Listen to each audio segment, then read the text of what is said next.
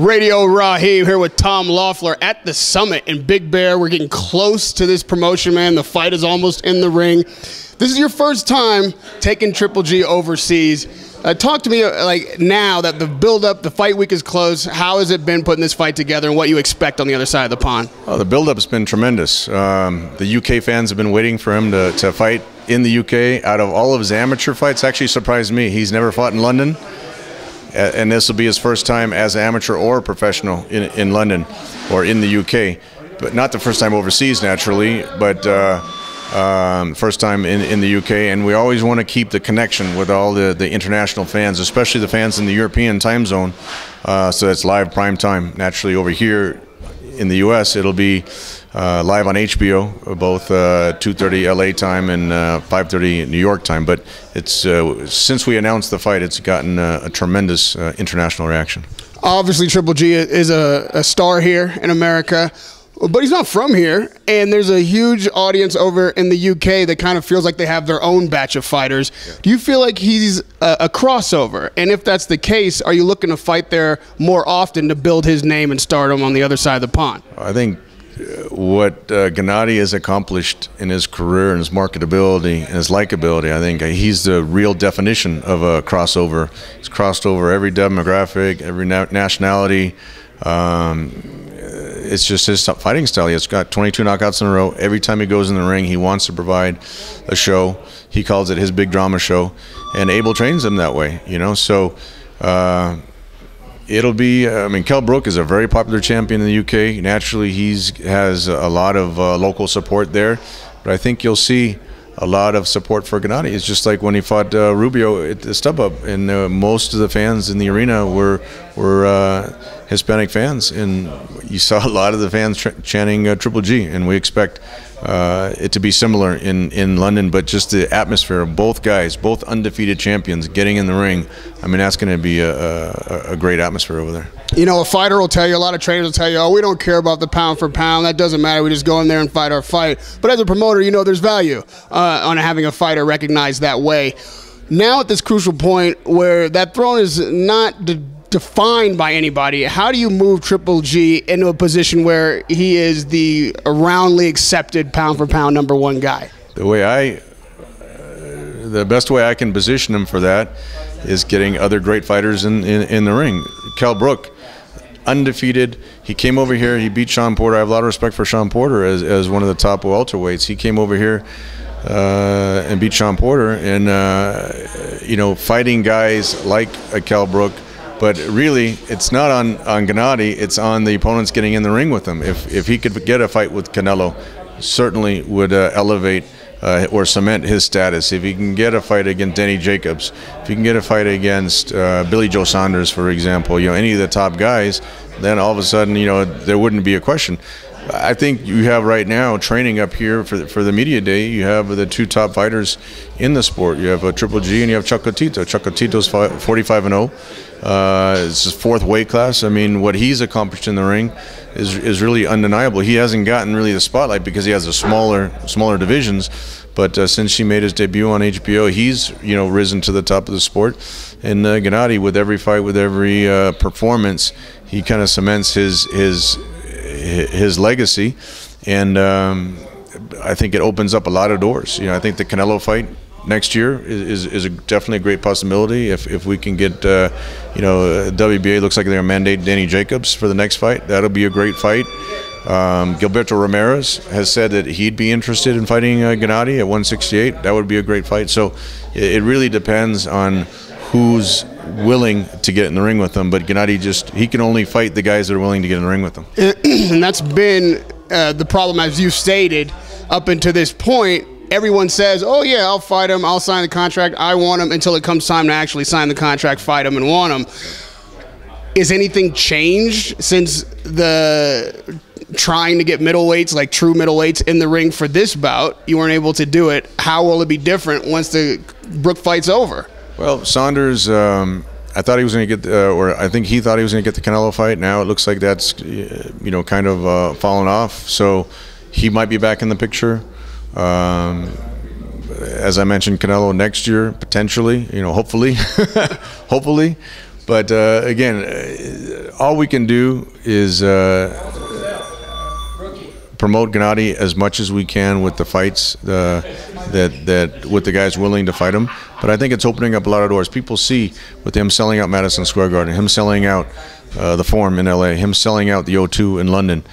People see his marketability, and that opens up a lot of doors. You never know. Carl Froch might come out of retirement. You know, we tried to make the fight with him 2 years ago, and you know, after tweeting out he was too big and too strong, then he decided to retire instead of take the fight. You know, now I see Julio Cesar Chavez Jr. is active again. You know, kind of on social media saying he would take the fight. You know, we tried to make that fight 2 years ago also when he was with Top Rank. Maybe, you know, in the future we can make that fight. I mean, there's a lot of great fights out there now, and anytime I think Gennady's in a fight, it really puts it at, you know, the highest level of the sport. You mentioned Gilberto, you mentioned Chavez Jr.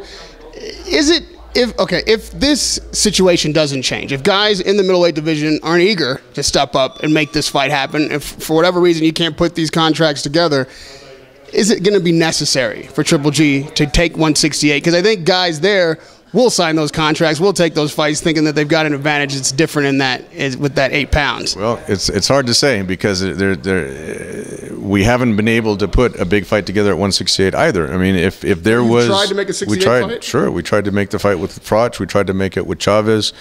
Both of those guys, you know, at that time 2 years ago, you know, we weren't able to complete those fights. But now, look, if Ramirez will take the fight, that's a great fight. He's an undefeated WBO champion. You know, if he'll take the fight, if James DeGale, you know, he's a great champion. That would be a great fight. He's fighting he's fighting Jack. And so, you know, the winner of that fight, you know, it's not as easy as everyone says, well, you should fight this guy, you should fight that guy. You know, you need 2 guys to say yes to make a fight.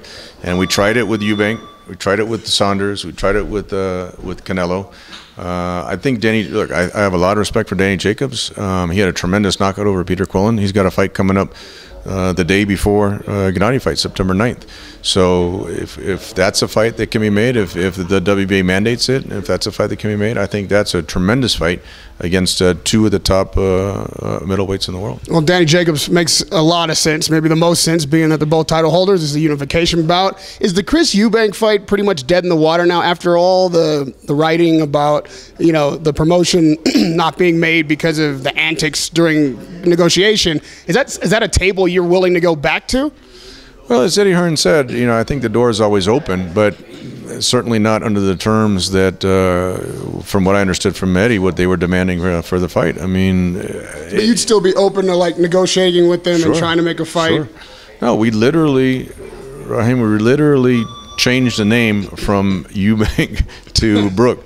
I mean, there was, and it was structured in a way where it's a very lucrative fight for them. It's on. Look, it's the O2. It's Sky Box Office. It's a pay-per-view arm of Sky over there, and it's turned out to be the most talked about fight for this year ever since we announced it. People were talking about Triple G and Kell Brook, and you know, and then you saw the weigh-in. Now, I mean, I took everyone by surprise, even myself. I knew he was big when he was at the press conference and everything, but weighing 11 pounds more than Gennady. I mean, and he was solid. You know, he was a solid 176 pounds. So I think it's a fight that intrigues a lot of people. It's on HBO over here in the States, and with that energy in the arena, I think it's going to be a tremendous fight. But I think these are the type of fights that open up the doors.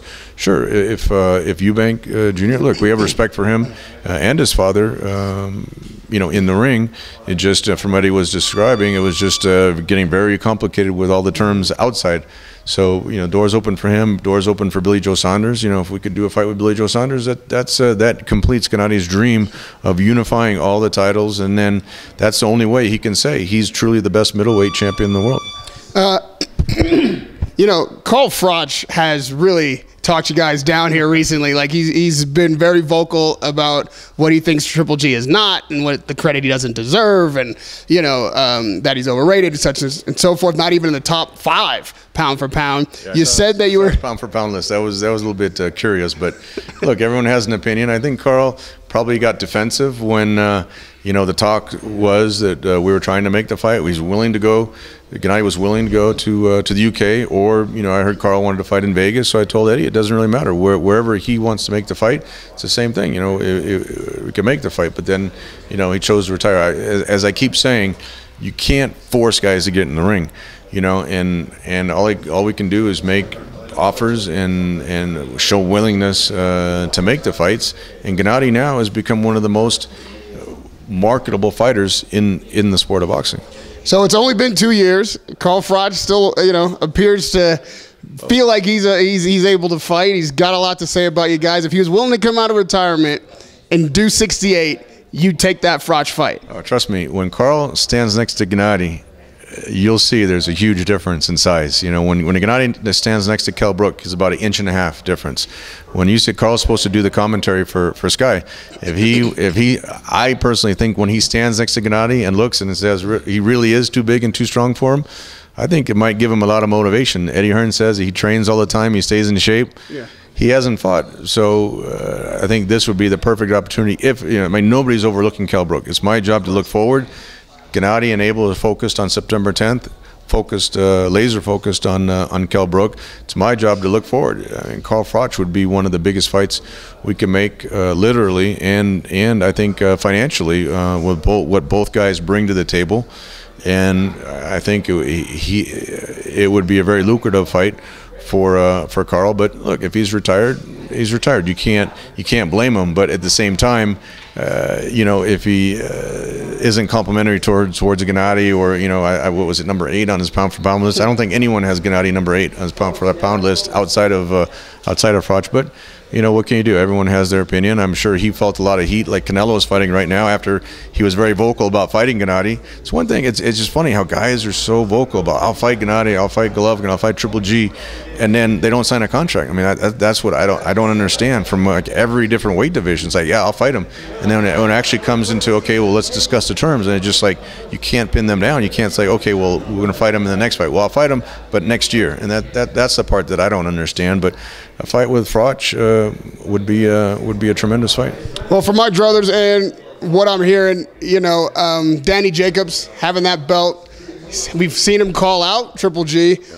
Let's hope that fight gets made. A lot of the names that you mentioned would be good fights. Hopefully next time out, successful in London. If that happens, we'll see one of these middleweights, hopefully a middleweight title holder, step up, unify these belts. Tom, always a pleasure to talk to you. We'll catch up with you in London. Radio Rahim with Tom Loeffler.